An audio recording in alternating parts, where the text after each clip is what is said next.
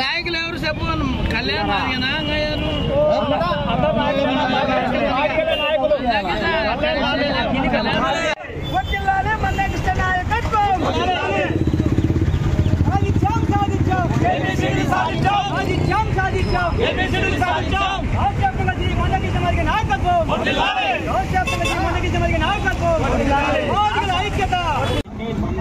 మందకృష్ణ మాదిగ గారు 1994లో ఈదమూడి ఒక గ్రామంలో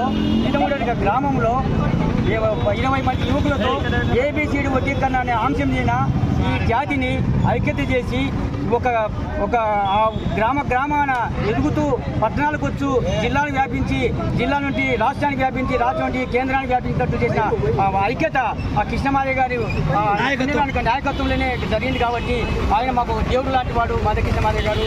మా జాతి యావత్తు ఇప్పుడు ఎంతో శ్రమపడి కష్టపడి ఎన్ని కష్టాలు వచ్చినా అనుభవించి ఈ ఒక ఐక్యం చేసినాడు ఈ జాతిని.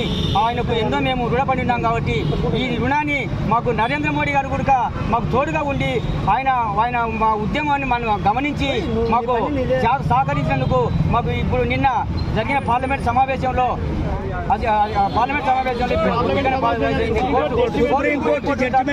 జడ్జిమెంట్ లో తీర్పు వచ్చింది కాబట్టి మాకు శుభ సందర్శనం అని సంతోషపడుతూ ఇక్కడ బనాపల్లె ఇది మన అన్ని మండలాల నుండి వచ్చి ఇక్కడ నంద్యాల జిల్లాలో పాలాభిషేకం చేస్తున్నాము. ఈ సందర్భం అందరూ గమనించాలని చెప్పి ఈరోజు ఎస్సీలు 30 ఏళ్ళ నిజమైంది.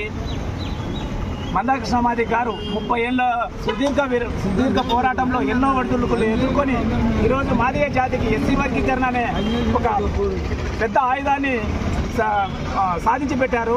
అందుకని ఈరోజు ఆ ఉద్యమానికి సహకరించి అలాగే సుప్రీంకోర్టులో మాకు సహాయం చేసినటువంటి ఎన్డీఏ కూటమి కూడా మేము అభివందనాలు తెలియజేసుకుంటూ ఈరోజు నంద్యాల తరఫున అభివందనాలు తెలియజేస్తున్నాం.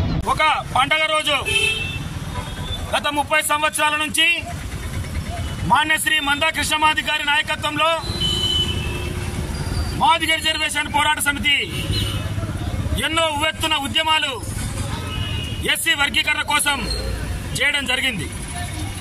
ఈ ఎస్సీ వర్గీకరణతో మాలా మాదిగలే కాకుండా బుడగజంగం, రెల్లి, దాసరి, పైడి, పాకి, మోచి, ముచ్చలి ఇలాంటి 59 ఉపకులాలు ఈరోజు అందరికీ రిజర్వేషన్ సమాన వాటాను అందించేందుకు 30 సంవత్సరాల్లో సుదీర్ఘంగా పోరాటం చేయడం జరుగుతుంది. ఈ క్రమంలోనే ఏదైతే జరుగుతున్న 30 సంవత్సరాల పోరాటం చివరి దశకొచ్చి ఇందులో మాన్యశ్రీ మందకృష్ణ మాదిగ గారితో పాటుగా ఎంఆర్పీఎస్ నాయకత్వము ఎన్నో త్యాగాలు చేయడం జరిగింది.